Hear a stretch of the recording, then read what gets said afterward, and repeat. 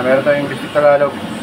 Pero Ilocano yung nagluto. Pero Ilocano yung nagluluto. Ayan ha. So, ito naman yung ating bulalo.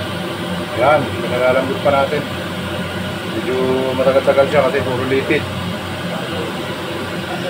Dalawang kalderong malaki yan. Oo.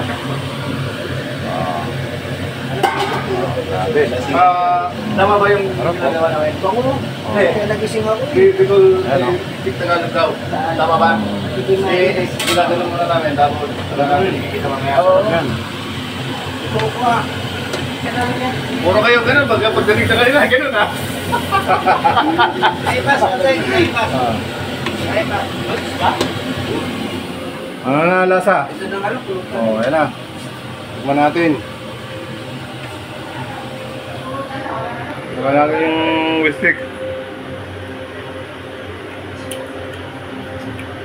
Sarap ng lasa.